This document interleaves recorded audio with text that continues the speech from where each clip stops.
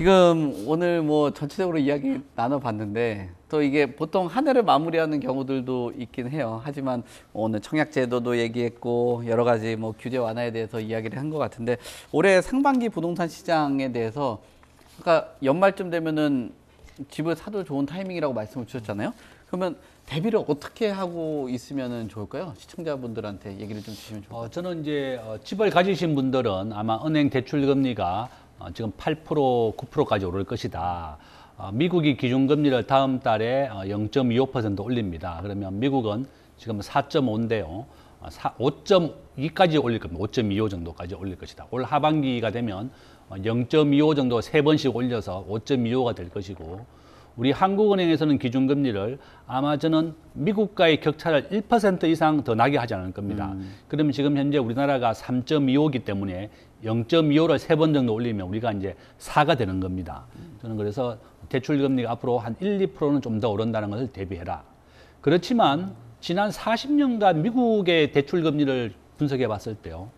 1981년도에 21%가 미국의 기준금리의 최고점이었습니다. 그때 폴 볼퍼라고 하는 미국의 연방준비은행 행장이었는데 그 당시에 카터 대통령이었습니다. 미국의 물가가 15% 나왔기 때문에 우리가 이제 인플레이션이라고 부르죠. 인플레이션은 이제 물가가 오른다는 걸 말하는 건데요. 물가가 오르는 이유는 뭐냐? 경제학에서 돈이 많이 풀렸기 때문에 물가가 오른다는 겁니다. 그러면 돈이 시중에 없으면 물가가 잡힌다는 겁니다.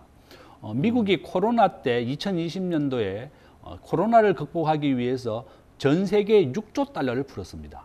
그러니까 돈이 너무 많이 풀려가지고 사람들이 물건을 사려고 하니까 물건값이 오르는 겁니다. 그래서 작년 3월 달에 미국의 물가가 9% 나왔습니다. 미국의 연방준비은행은 물가를 2%로 잡는 것을 목표로 했습니다. 그래서 앞으로 우리나라도 그렇고 미국도 그렇고 물가가 2% 될 때까지는 은행의 기준금리를 계속 올린다는 것을 명심하시고, 지난달에 6%, 아마 이번 달에는 5%로 다시 낮아질 겁니다. 그러면 미국이 더 이상 기준금리를 올리지 않겠다, 이런 이유죠. 그래서 너무 걱정하지 마시라. 지난 40년간 미국과 한국의 은행이자는 우하향입니다. 또 집값은 90% 확률로 우상향입니다. 삼성전자가 불과 40년 전에 시가총액 1조였는데 지금 한 400조까지 올라왔거든요. 국가 GDP나 삼성전자나 부동산 가격이나 전부 다 우상향입니다. 그 이유가 뭔가 하면 경제는 같이 성장하고 국가 GDP가 계속 발전하게 되어 있거든요. 그렇기 때문에 집값은 다시 오른다는 겁니다. 그러니까 아무 지역에나 집을 사서는 안 되겠고, 사람이 좋아하는 곳, 말은 제주도로 보내고 사람은 서울로 보내라 그랬습니다.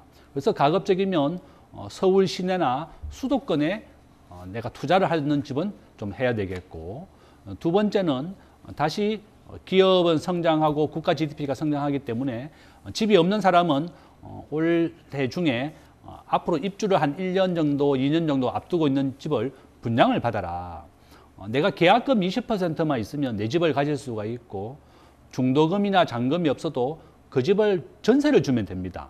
지금은 이제 입주에 대한 의무가 없어졌기 때문에 이런 청약제도를 잘 활용하는 것이 부자가 되는 지름길이고, 대한민국 국민만 유일하게 아파트 청약을 받을 수가 있는 겁니다. 대한민국은 국토가 좁고 5천만 명이 모여 살기 때문에 부동산 가격은 다시 상승할 수밖에 없다. 그래서 너무 두려워하지 마라. 남들이 투매할 때 내가 베푸는 마음으로 사줘야만 우리가 부자가 될 수 있다. 이렇게 말씀을 드립니다. 네.